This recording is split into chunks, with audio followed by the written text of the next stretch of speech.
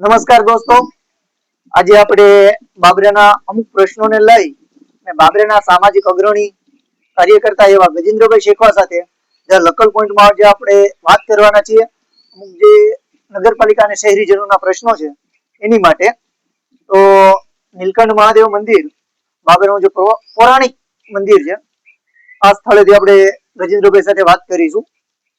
ગજેન્દ્રભાઈ, સૌથી પહેલા તમારો પરિચય આપણી પબ્લિકને તેમજ આપણા શું છે ગામના લોકોનો મુદ્દા એના વિશે વાત કરીશું.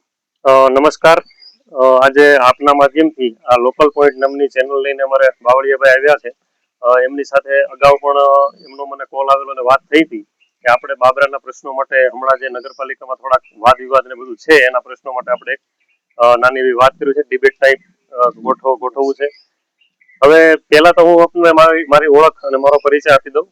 મારું નામ છે ગજેન્દ્ર શેખવા અને વિશ્વ હિન્દુ પરિષદ તથા સામાજિક સંસ્થાઓ સાથે હું સંકળાયેલો છું. અને બાબરાના કોઈ પણ શહેરના નાના મોટા પ્રશ્નો કે અમુક આપત્તિઓ જ્યારે હોય ત્યારે અમારી જે ટીમ છે તેને અગાઉ ઘણી અમુક કામગીરીઓ કરેલ છે. લગભગ બાબરાની રાજકીય નીતિ રીતિ એનાથી તો હું ઘણો વાકેફ છું અને લોકલ ચૂંટણીઓ પણ 2 લડેલું છું નગરપાલિકાની. એટલા માટે અમુક અનુભવો છે એ હું પણ તમારી સાથે આજ શેર કરવા માંગુ છું બાબરાના જે પ્રશ્ન. અને બાબરાના ખાસ જોવા જઈએ તો મુખ્યત્વે પ્રશ્નો જે છે નગરપાલિકાના, તો આપને કદાચ ખ્યાલ હશે કે મેં પણ વિડીયો માધ્યમથી એક જાણકારી આપેલી કે બાબરાની જે કાળુભાર નદી એ માટેનો જે રિવરફ્રન્ટનો જે પ્રશ્ન હતો હમણાં જે આપે જોઈ કે અત્યારે નદી ખાલી છે. હમણાં જે ચૂંટણી પહેલા એમાં પાણી છોડવામાં આવેલું હતું, પણ હાલ નદી ખાલી છે ને હમણાં પાછું લગભગ થોડો સમય પછી પાણી છોડે છે, જાહેરાત આપણે સાંભળેલી છે. હવે મારે આપને આ ચેનલના માધ્યમથી એ કહેવાનું છે કે જ્યારે ચૂંટણીઓ આવતી હોય છે અને ચુનાવોની અંદર બધા લોકો લડતા પણ હોય છે અને ત્યારે સારા લોકોની અપેક્ષા લોકોને હોય છે કે સારા લોકો લડે અને ગામમાં જે શહેરના જે પ્રશ્નો છે હલ થાય. એટલે મેં પણ ભારતીય જનતા પાર્ટીમાંથી ટિકિટ માંગેલી હતી, પણ સંજોગો વસાત મને ટિકિટ નહીં મળેલી. અને એના પહેલાની જયારે ટર્મ હતી ત્યારે હું ભારતીય જનતા પાર્ટીમાંથી પણ લડેલો. ત્યારે અમુક સમીકરણો અને અમુક જે ચૂંટણીના કાવા દાવાથી આપણે અંજાન હોઈએ તો મને ટાર્ગેટ કરવામાં આવેલો અને મારી હાર થયેલી. ત્યારે તમારી પહેલી વાર ચૂંટણી હતી? મારી ભારતીય જનતા પાર્ટીમાંથી મને પાર્ટીએ ટિકિટ આપેલી અને મારી સૌપ્રથમ ચૂંટણી હતી. અને ત્યારે જયારે અમુક સમીકરણો જે હું અત્યારે નથી કહેવા માંગતો આપને કયા કારણોસર મારે હાર થઈ, સારા મતો જ મળ્યા હતા મને અને પબ્લિકનો સહકાર પણ સારો હતો. એટલે પાછી જયારે બીજી વાર ચૂંટણી હતી આ વખતે ગઈ ટ્રમમાં, ત્યારે પણ ઘણા મારા આગેવાન અને લોકોએ કીધું એટલે મેં ભારતીય જનતા પાર્ટીમાંથી જ દાવેદારી નોંધાવેલી હતી. પણ આમાં એવું છે બાવળિયાભાઈ કે જયારે આપણે આમાં ચૂંટણી લડવા જતા હોઈએ ત્યારે ટિકિટોમાં પણ ઘણા સમીકરણો આવતા હોય છે, જ્ઞાતિ જાતિના સમીકરણો આવતા હોય છે, ઘણી પ્રકારના સમીકરણો આવતા હોય છે. ત્યારે હું બહુજન સમાજ પાર્ટીમાંથી ચૂંટણી લડેલો અને સારા મતો પણ મને મળેલા અને બીજા ક્રમ ઉપર હું રહેલો. ત્યારે તમારા વોર્ડમાંથી હાઈએસ્ટ બીજા ક્રમે તમે હતા. હા, અને કદાચ હું માનું છું ત્યાં સુધી જ્યાં બાબરાની નગરપાલિકાની સ્થાપના થઈ ત્યારથી બહુજન સમાજ પાર્ટીમાંથી કદાચ નગરપાલિકામાંથી કોઈ લડેલા હશે તો સૌથી જાજા મત મને મળેલા. 100%. બાકી તો 200-300 મત જ લગભગ માર્જિન રહેતું હોય છે અપક્ષમાંથી હોય કે પછી બીજી કોઈ ત્રીજા પક્ષમાંથી કોઈ આવે. પણ આમાંથી હું આપ પાર્ટી તથા કોંગ્રેસ પાર્ટી કરતા પણ આગળ વધુ સારું પ્રદર્શન તમે કર્યું હતું. મને ખ્યાલ છે જે ટાઈમે હું ચૂંટણી કવર કરતો હતો, ચૂંટણીના કામોમાં હતો, એ સમય દરમિયાન તમારું સારું એવું વર્ચસ્વ હતું.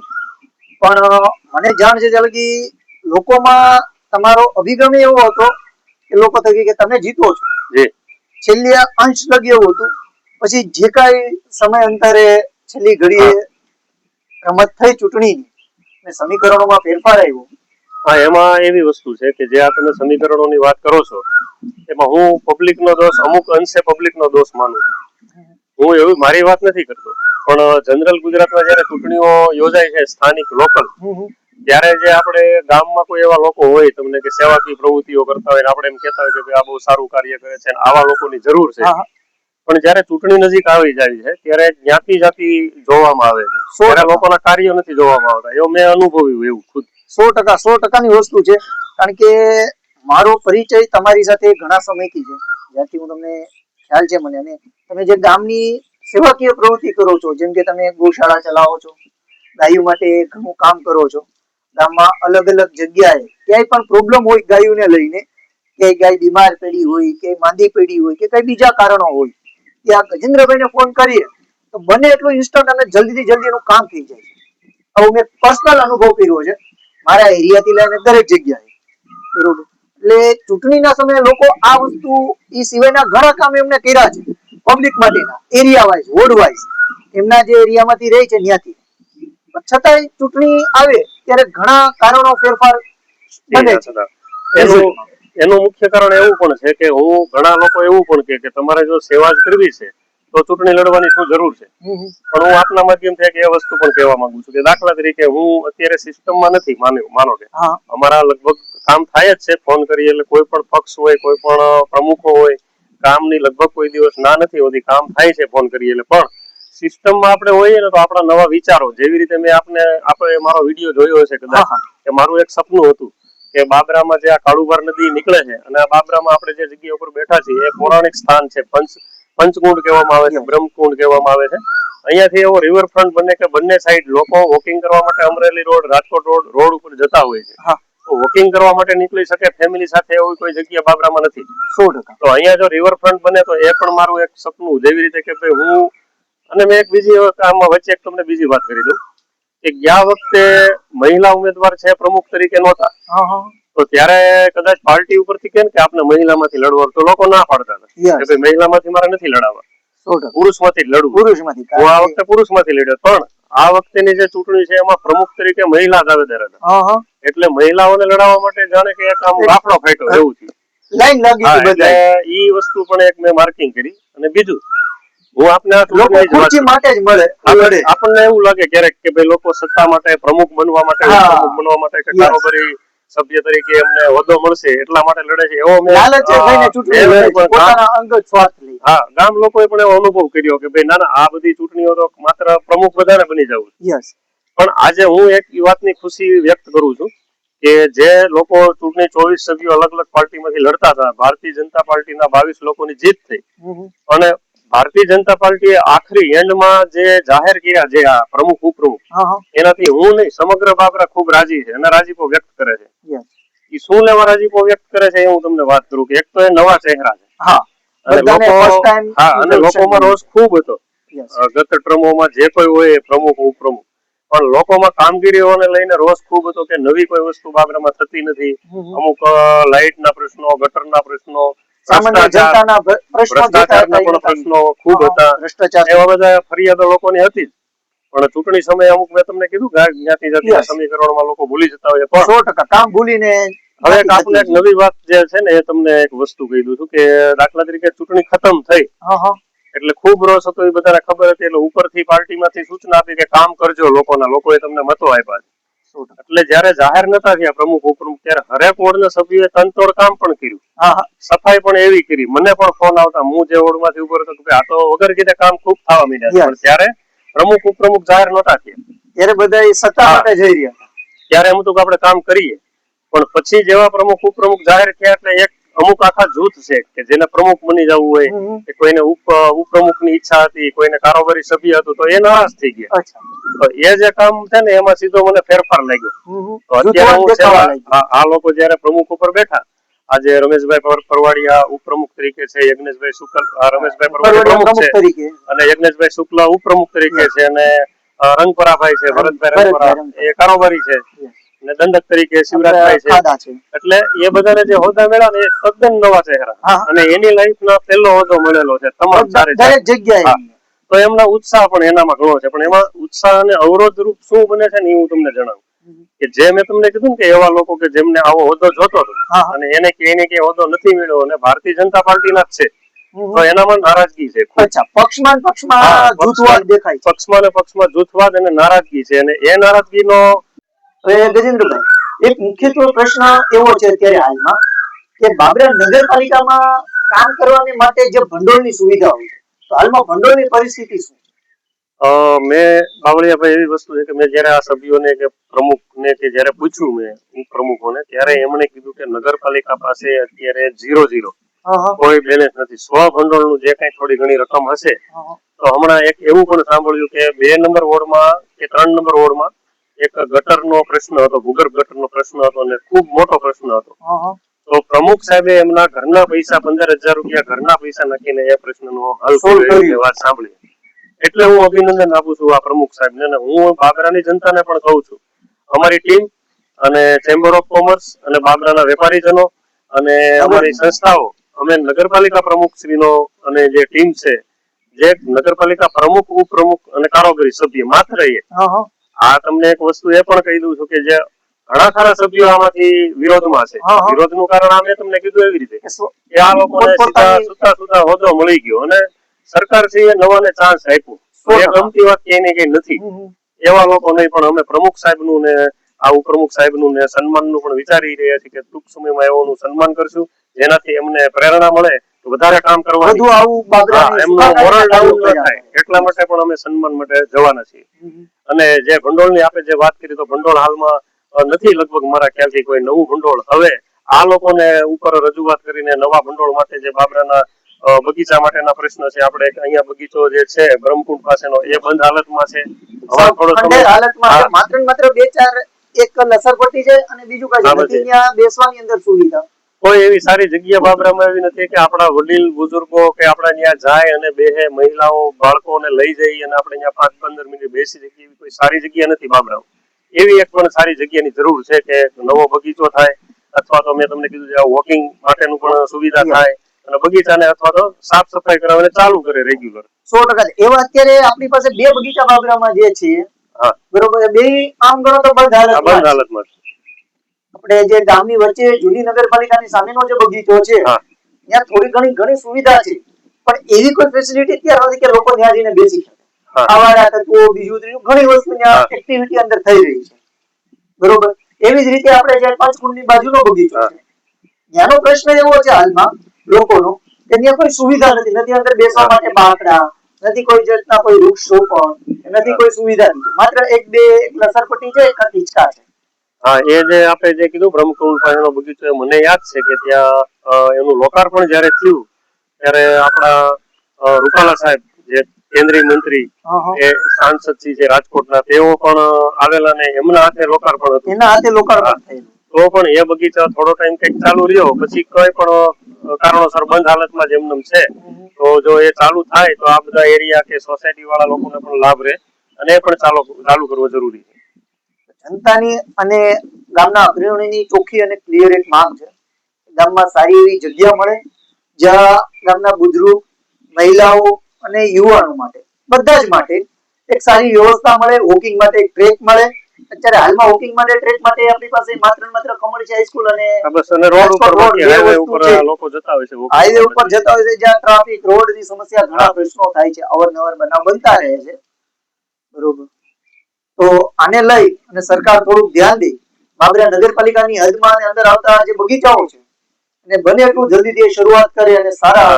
અને ફરીવાર હું આપના માધ્યમથી કહેવા માંગુ છું કે જો બાબરાનો વિકાસ કરવો હોય તો અત્યારના જે નિમણૂક પામેલા નવા પ્રમુખ, ઉપપ્રમુખ કે જે આ હોદ્દેદારો છે, તેમને પૂરો જનતાએ પણ સહયોગ આપવો જોઈએ અને સાથેના લોકો જે જીતેલા જે સભ્યો છે કે જે એને પોતાની લાલચ, લોક લાલચ હોદ્દાની જે હતી એ ભૂલી જવી જોઈએ અને જનતાએ તમને જે કિંમતી મત આપ્યા છે ને, એનું ઋણ તમારે કામ કરીને ચૂકવવું જોઈએ. એમના પ્રશ્નો છે એનો તમે નિરાકરણ લાવો. છતાં પણ હજી જો એવો કોઈ વિઘ્ન લાવે તો હું અહીંયાથી આપના માધ્યમથી પાર્ટીને વિનંતી કરું છું કે એવા લોકોને ઓળખીને શિસ્તભંગના પાર્ટી દ્વારા પગલા લેવા જોઈએ. હવે ગજેન્દ્રભાઈ, એક મુખ્યત્વે પ્રશ્ન એવો છે અત્યારે હાલમાં કે બાબરા નગરપાલિકામાં કામ કરવાની માટે જે ભંડોળની સુવિધાઓ છે, તો હાલમાં ભંડોળની પરિસ્થિતિ શું છે?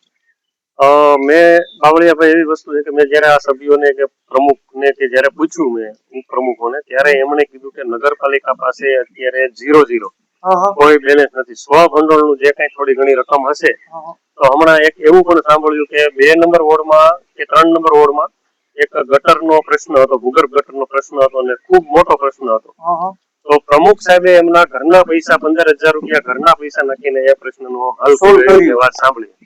એટલે હું અભિનંદન આપું છું આ પ્રમુખ સાહેબને અને હું બાબરાની જનતાને પણ કહું છું, અમારી ટીમ અને ચેમ્બર ઓફ કોમર્સ અને બાબરાના વેપારીજનો અને અમારી સંસ્થાઓ, અમે નગરપાલિકા પ્રમુખ શ્રીનો અને જે ટીમ છે, જે નગરપાલિકા પ્રમુખ, ઉપપ્રમુખ અને કારોબારી સભ્ય માત્ર આ તમને એક વસ્તુ એ પણ કહી દઉં છું કે જે ઘણા ખરા સભ્યો આમાંથી વિરોધમાં છે. હા, હા. વિરોધનું કારણ આ મેં તમને કીધું એવી રીતે કે આ લોકોને સીધા પોતપોતાની સુતા હોદ્દો મળી ગયો અને સરકાર છે એ નવાને ચાન્સ આપ્યો. એ ગમતી વાત કે એની કઈ નથી.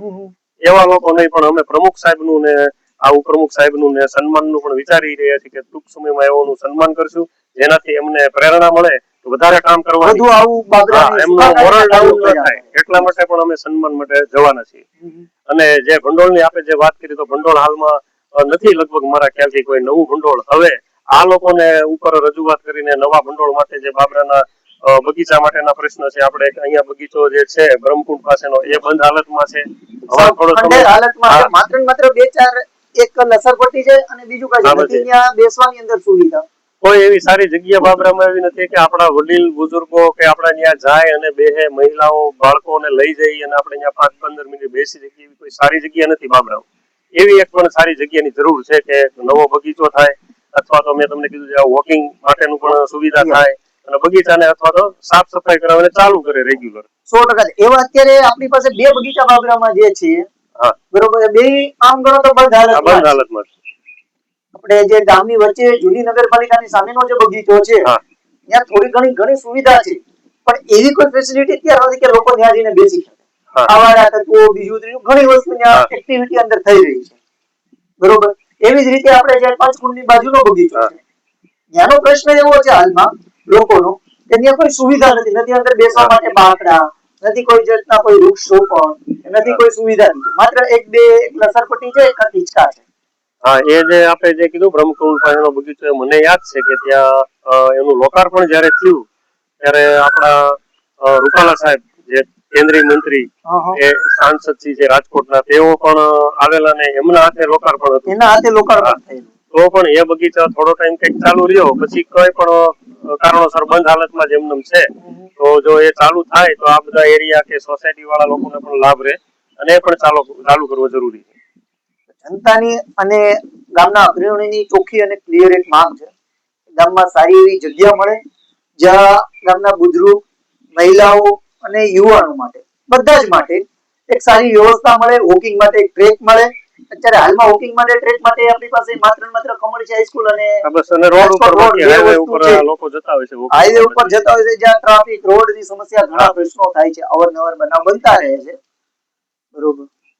તો આને લઈ અને સરકાર થોડુંક ધ્યાન દે, બાબરા નગરપાલિકાની હદમાં અંદર આવતા જે બગીચાઓ છે અને બને એટલું જલ્દીથી શરૂઆત કરે અને સારા.